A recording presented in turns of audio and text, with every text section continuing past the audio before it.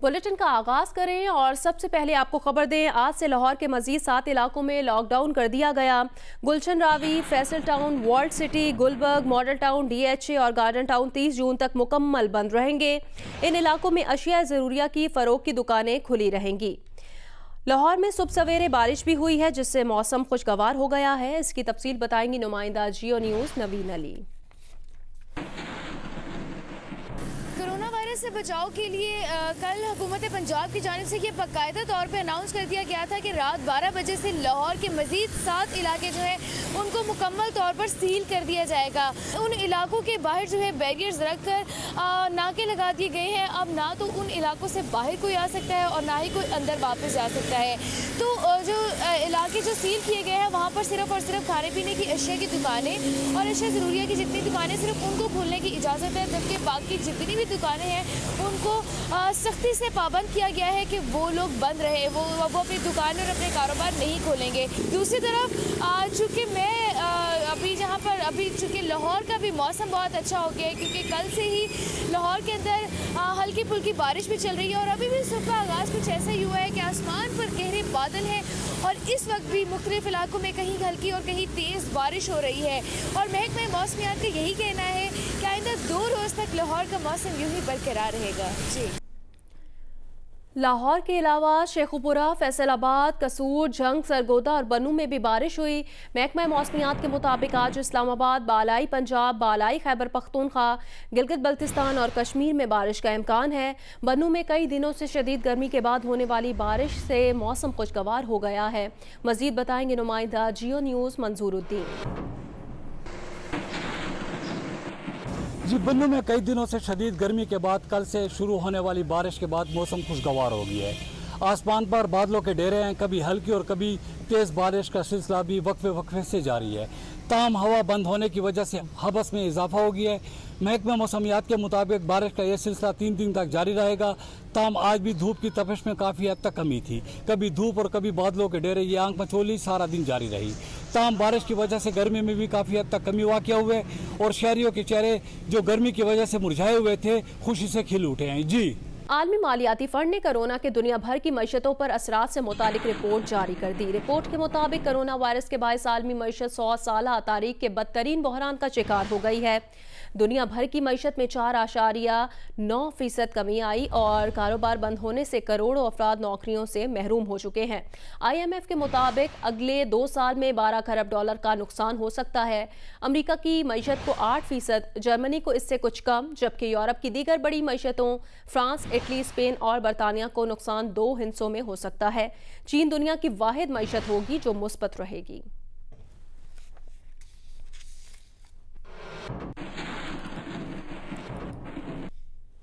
वफाकी वजीर फवाद चौधरी ने कहा कि वो इस वक्त तक वजीर रहेंगे जब तक वजीर आजम का एतमाद हासिल है। किसी की ख्वाहिश पर इस्तीफ़ा देने का सवाल ही पैदा नहीं होता। वजीर इत्तलात पंजाब फयाजुल हसन चौहान ने कहा कि फवाद चौधरी का रवैया गैर जिम्मेदाराना है। उधर वफाकी वज़रा फवाद चौधरी और असद उमर के दरमियान नाराज़गी दूर हो गई है। वफाकी वजीर इत्तलात शिबली फराज ने कहा कि वजीर आजम इमरान खान ने वज़रा को कारकर्दगी बेहतर बनाने के लिए 6 माह दिए हैं। हुकूमती वज़रा फवाद चौधरी और फयाजुल हसन चौहान आमने सामने। एक बयान में वफाकी वजीर फवाद चौधरी ने कहा कि किसी की ख्वाहिश पर इस्तीफ़ा नहीं दूंगा। सियासत कमज़ोर दिल हज़रात का खेल नहीं है। इससे पहले उन्होंने एक इंटरव्यू दिया था जिस पर वज़ीर इत्तलात पंजाब फयाज चौहान ने कहा था कि अगर इमरान खान टीम बनाने में नाकाम है तो फवाद चौधरी इस्तीफ़ा दे दें। असल मसला ये है कि फवाद चौधरी साहब को है कीड़ा। वो कीड़ा क्या है? वो कीड़ा है हर वक्त इख्तलाफ करने का और इनडिसिप्लिन्ड और इररिस्पॉन्सिबल एटीट्यूड इख्तियार करने का। ये पिछले टोटल 8 साल 9 साल की इनकी जो हिस्ट्री है। तो भाई अगर आप समझते हैं कि पार्टी नाकाम है, वजीर आज़म पाकिस्तान इमरान खान साहब अपनी टीम बनाने में और जो जो भी इन्होंने चवले मारी हैं अपने इंटरव्यू में, तो भाई रिजाइन कर दो। वफाकी वज़ीर इत्तलात शिबली फराज ने कहा है कि वज़ीर आज़म इमरान खान ने वज़रा को कारकर्दगी बेहतर बनाने के लिए 6 माह दिए हैं। वो जियो न्यूज़ के प्रोग्राम कैपिटल टॉक में गुफ्तगू कर रहे थे। ये एक माइलस्टोन सा दिया खान साहब ने, प्राइम मिनिस्टर साहब ने, कि 6 महीने में हम जो है तो इधर तक पहुंच जाएंगे। वज़ीर आज़म का ये कहने का मतलब ये था कि अगर 6 महीने में आपने अपनी परफॉर्मेंस बेहतर ना की तो फिर आपको तब्दील किया जा सकता है। नहीं बिल्कुल, ये तो जी हर एक पे अप्लाई करता है। उधर असद उमर और फवाद चौधरी के दरमियान नाराजगी उस्मान डार ने दूर करवा दी। वफाकी वजीर असद उमर और फवाद चौधरी के दरमियान मुलाकात हुई, जिसमें बुध के रोज काबीना इजलास में होने वाली बहस पर तबादला ख्याल किया गया। मुलाकात में मुआवन खुसूसी उस्मान डार भी मौजूद थे। ज़राए के मुताबिक फवाद चौधरी ने अपने इंटरव्यू से मुतालिक वजाहत दी। दोनों वज़रा के दरमियान गिले शिकवे खत्म करने पर इत्तेफाक हुआ। वफाकी वजीर बराए हवाबाजी गुलाम सरवर खान ने हादसे की अबूरी तहकीकाती रिपोर्ट कौमी असम्बली में पेश कर दी और बताया कि कराची में PIA का तैयारा पायलट और एयर ट्रैफिक कंट्रोलर की गफलत से गिरा। लैंडिंग से पहले जहाज ज़्यादा ऊंचाई पर था। एयर ट्रैफिक कंट्रोलर ने 3 बार बुलंदी कम करने और जहाज घुमाकर वापस कम बुलंदी तक आने के लिए कहा, लेकिन पायलट ने हिदायत को नज़रअंदाज कर दिया। कंट्रोलर ने भी कवायद के खिलाफ लैंडिंग की इजाज़त दे दी। कहा पायलट और मुआवन पायलट फोकस नहीं थे, उनके जहन पर कोरोना सवार था। दोनों के दरमियान ज़्यादातर गुफ्तगू कोरोना पर होती रही।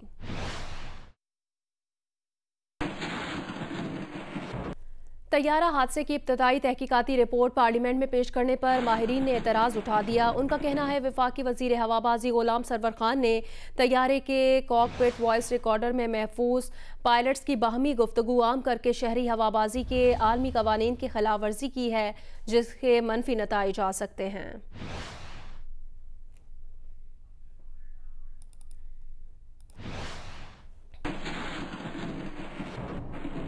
तर्जुमान PIA ने कहा कि तैयारा हादसे की इब्तदाई रिपोर्ट तस्लीम करते और उसे रहनुमाई समझते हैं। उन्होंने हिफाजत के मयार को मज़ीद बेहतर बनाने का अज़्म ज़ाहिर किया और बताया कि PIA इस्लाही इक़दामात का इजाफी सिलसिला पहले ही शुरू कर चुकी है। तर्जुमान PIA के मुताबिक पायलट्स के लाइसेंस की मुकम्मल फोरेंसिक के अमल को तेज़ किया जा रहा है। अब तक तहकीकात के नतीजे में 15 पायलट्स को ग्राउंड किया जा चुका है। PIA ग्राउंड पायलट्स की तनख्वाहों पर सालाना 17 करोड़ रुपये खर्च कर रही है। इजाफी खर्चात बर्दाश्त किए, मुसाफिरों के तहफ़्फ़ुज़ पर समझौता नहीं किया। CAA से दीगर मशकूक लाइसेंसेस की फहरिस्त भी तलब कर ली गई है।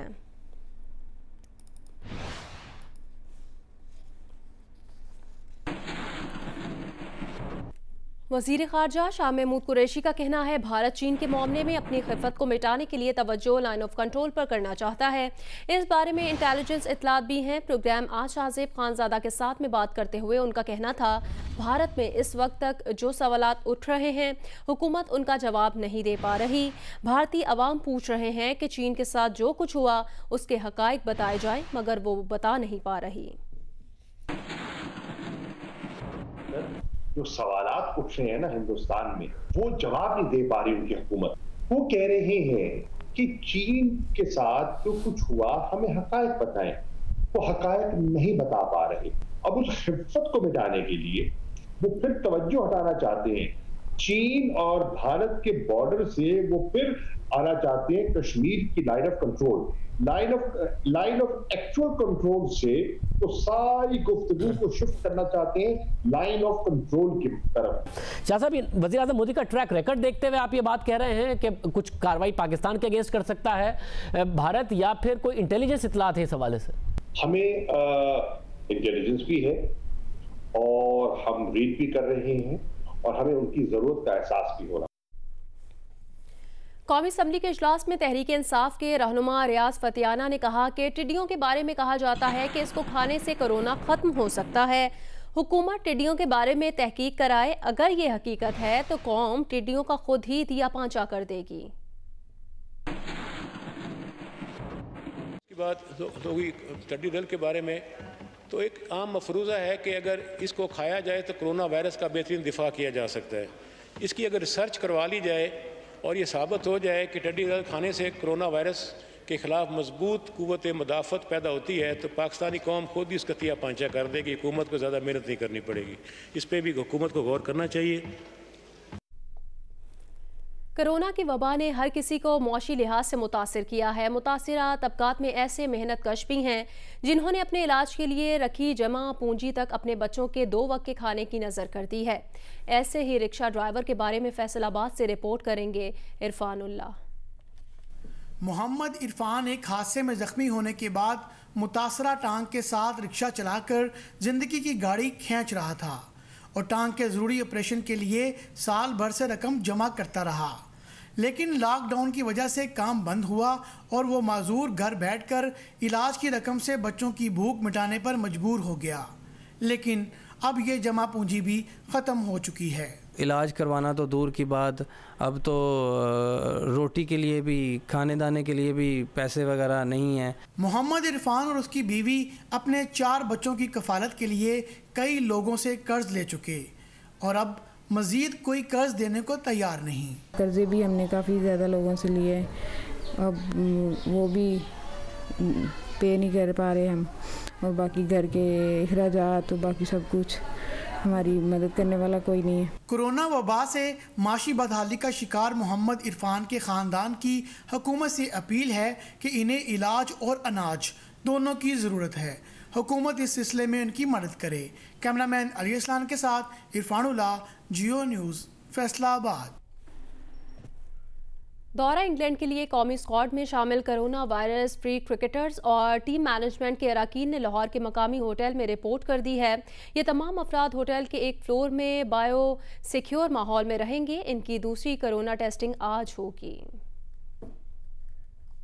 कोरोना टेस्ट मनफी आने वाले खिलाड़ियों और मैनेजमेंट के अरकान होटल से 28 जून को खुसूसी तैयारे पर इंग्लैंड रवाना होंगे। लाहौर के होटल पहुंचने वालों में 18 खिलाड़ी और मैनेजमेंट के 11 अरकान शामिल हैं। वनडे और T20 टीम के कप्तान बाबर आजम, इमाम उल हक, उस्मान शनवारी और आबिद अली समेत दीगर खिलाड़ी निजी होटल पहुंचे। मीडिया मैनेजर के मुताबिक कोरोना वायरस के लिए खिलाड़ियों की दूसरी टेस्टिंग आज होगी। पाकिस्तानी टीम दौरा इंग्लैंड में 3 टेस्ट और 3 T20 मैचेस खेलेगी। इंग्लैंड पहुंचने पर पाकिस्तानी स्क्वाड की 29 जून को तीसरी टेस्टिंग होगी। दूसरी जानिब दौरा इंग्लैंड के लिए ऐलान करदा 4 रिजर्व खिलाड़ियों की कोविड-19 टेस्टिंग भी हो गई। इन खिलाड़ियों में इमरान बट, बिलाल आसिफ, मोहम्मद मूसा और मोहम्मद नवाज शामिल हैं। इसके अलावा कोरोना टेस्ट मस्बत आने वाले 10 खिलाड़ियों और मैनेजमेंट के एक रुकन की दूसरी टेस्टिंग 26 जून को होगी। इन तमाम क्रिकेटर्स और ऑफिशियल की टेस्टिंग उनकी अपने अपने शहरों में की जाएगी।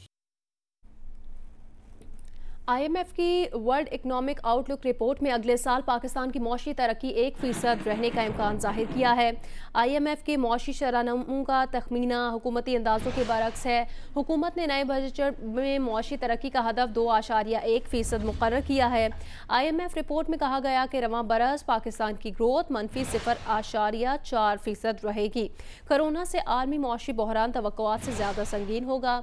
जनवरी ta मार्च 2021 में मज़ीद माली मसाइल पैदा हो सकते हैं।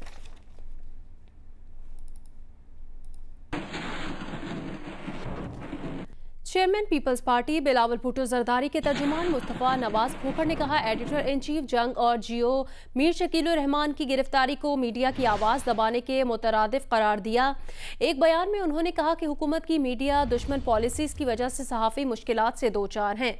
मीर शकील रहमान को मुकदमा दर्ज किए बगैर पाबंदे सलासिल रखा गया है। उन्होंने मुतालबा किया कि मीर शकील रहमान के खिलाफ इंतकामी कार्रवाई का सिलसिला बंद करके उन्हें फौरी तौर पर रिहा किया जाए।